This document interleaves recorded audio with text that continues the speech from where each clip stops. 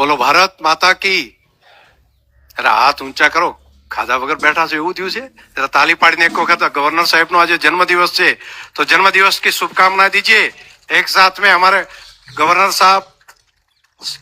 और माताएं बहनें भी सतम जीवम सरदम का शुभकामनाएं दे रही है. આજે આપણા બધાનું સૌભાગ્ય છે કે ખેડૂતોના દૂધ ક્રાંતિની શ્વેત ક્રાંતિની શરૂઆત બનાસની ધરતી ઉપર આપણે કરી અને આજે નવી ક્રાંતિ આપણે સૌ ખેડૂતો મળીને ગોબર આધારિત એક નવી ક્રાંતિ કરવા માટે આપણે આગળ વધી રહ્યા છીએ અને એના બાયો સીએનજી પ્લાન્ટ એનું લોકાર્પણ આજે વડગામ તાલુકાના ભુખલા ગામથી આજે મહામહિમ ગવર્નર સાહેબના વરદ હસ્તે આજે આપણે કર્યું છે. તો એવા કાર્યક્રમમાં ઉપસ્થિત સન્માનીય ગવર્નર સાહેબને હું હૃદયપૂર્વક આપણા હજારો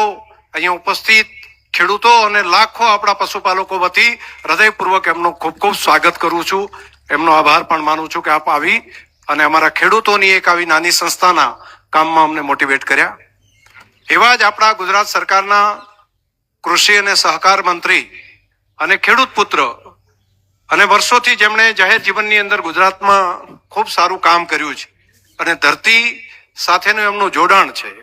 એવા આપણા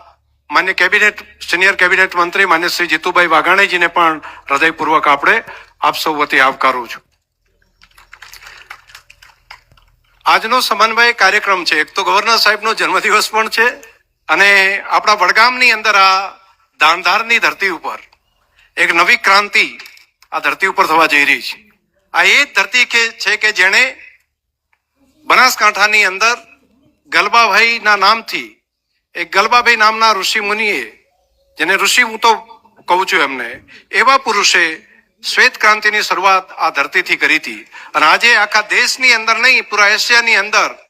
એક નવી ક્રાંતિ બનાસ ડેરીના માધ્યમથી થઈ રહી છે અને એનું કામ આ બાયો સીએનજી પંપ એનું લોકાર્પણ. ખેડૂતોને ₹1 કિલો ગોબર ખરીદવાનું, એની એક વધારાની આવક અને લઈ જવાથી કરીને લાવવા સુધી એનો કોઈ ખર્ચો ખેડૂત ઉપર નથી રાખ્યો. એનો ટ્રાન્સપોર્ટેશનનો ખર્ચો છે એ પણ ડેરી ભોગવે છે અને રોકડા જેટલો વજન ત્યાં થયો એના ₹1 સીધા મળી જાય. એટલે એને ગામની મંડળી સુધી પણ ભરાવા જવાની જરૂર નથી, અહીંયા પણ આવવાની જરૂર નથી. ત્યાં ડેરી જાય, ગોબર ખરીદે, અહીંયા લાવે, એમાંથી વેલ્યુ એડિશન કરે. અને એનું કામ શું છે? ખેડૂતને માત્ર આવક મળી એટલું જ નહીં, ખેડૂતને આવકથી તો આત્મનિર્ભર બન્યો કે દૂધની આવક મળતી હતી, હવે ગોબરની આવક મળતી થઈ એટલે નવી એક ઇન્કમ થઈ. હવે એવી જ યુરિનની ગૌમૂત્રની પણ આવક ઊભી થાય એના માટેની પણ નવી એક કામ આપણે હાથ ઉપર લીધું, એ પણ સફળ થયું છે. આવનારા સમયમાં એને પણ કોમર્શિયલ બેઝ ઉપર આગળ વધારવાનું આપણે કરીશું કે ખેડૂતોને નવી એક આવક યુરિનમાંથી પણ મળે, ગૌમૂત્રમાંથી પણ મળે. પરંતુ ખાતરના પૈસા મળ્યા પછી જે કામ અહીંયા થઈ રહ્યું છે એ ધરતીને સજીવન કરવાનું કામ થઈ રહ્યું છે. જે આપણે ડીએપી, યુરિયા, જંતુનાશક દવાઓ નાખીને ધરતીને જે બગાડી નાખી છે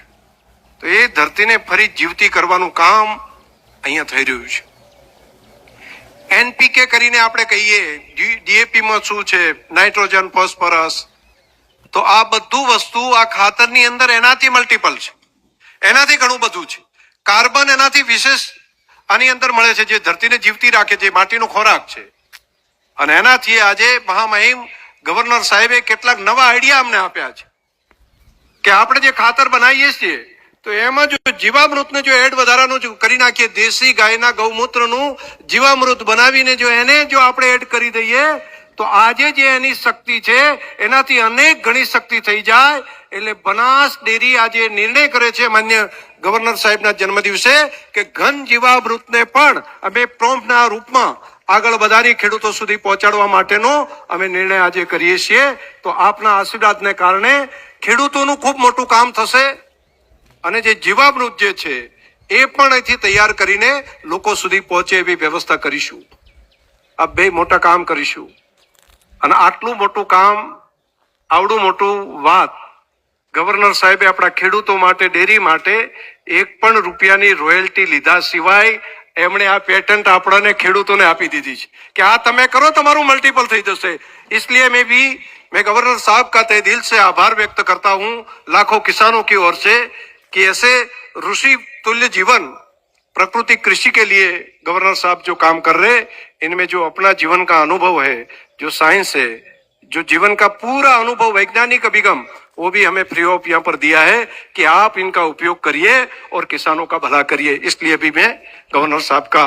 दिल से आप सभी किसानों की ओर से मैं धन्यवाद करता हूं तो આપણે આટલી જ વાત કરવાની હતી ગવર્નર સાહેબનો જીવનનું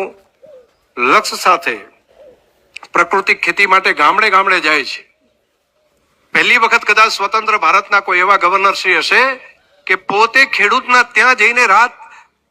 ગામની અંદર રાત રોકાવાનું અને ખેડૂતને ત્યાં રોકાવાનું ત્યાં જઈને ગાય ભેંસ એની ખેતી કઈ રીતે થાય છે એમાં ઇન્વોલ્વ થવાનું અને સમરસતાના ભાવ સાથે ગરીબમાં ગરીબ માણસના ત્યાં જઈને જમવાનું અને ત્યાં જઈને તેની મુશ્કેલી શું છે એ જાણી એનો ઉકેલ કરવાનું કામ ગવર્નર સાહેબ કરી રહ્યા છે અને સીધું પોતાના જીવનનો જે અર્ક છે એનું જે માખણ છે જીવનનું એ પણ મંથન કરેલું માખણ પણ સીધા ગામ સુધી પહોંચે અને ધરતી મૃતપાય સ્થિતિમાં પહોંચી છે એને પુનઃજીવિત કરવાનું કામ એક મિશન તરીકે લઈ રહ્યા છે તો એમને આપણે આજે એમના અનુભવને પણ શાંતિથી આપણે સાંભળવા છે હું રાજ્યના મંત્રી શ્રી જીતુભાઈ વાઘાણીજીનો અને રાજ્યના મુખ્યમંત્રી શ્રી ભૂપેન્દ્રભાઈ પટેલનો પણ હૃદયપૂર્વક ખૂબ ખૂબ આભાર માનીશ કે આપણને આ બધા કામની અંદર કોઈ અડચણ ન પડે એના માટે રાજ્ય સરકાર અને કેન્દ્ર સરકાર મોદી સાહેબ અને અમિતભાઈ શાહ સાહેબે પણ ખૂબ સહયોગ આપ્યો છે એના કારણે જ આપણે આ કામ આગળ આપણે વધારી શક્યા છીએ મારે આભાર સ્પેશિયલ માનવો છે સુઝુકી કંપનીનો અહીંયા ટાઈ સુકુજી આવ્યા છે એક વખત આપ ખડે હોકર કરીએ એમણે આ પૈસા 100% એમણે આપ્યા છે અને આપણને ભાગીદારી એ રીતે કરી છે કે જમીન આપણી પૈસા એમના અને ભાગમાં અડધો અડધ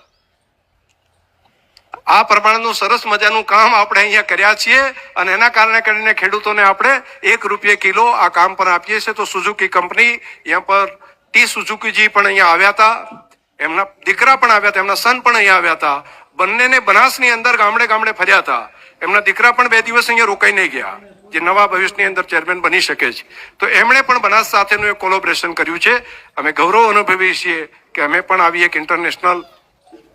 ઓટોમોબાઈલની સંસ્થા સાથે સાથે મળીને અમે કામ કરી રહ્યા છીએ સાથે એનડીડીબી પણ આની અંદર સહયોગ ખૂબ મોટો કરી રહ્યા છે તો એનડીડીબીના પણ સિનિયર સાયન્ટિસ્ટ આપણી પાસે વચ્ચે છે ક્યાં ક્યાં ભાઈ आपने भी काफी सहयोग दिया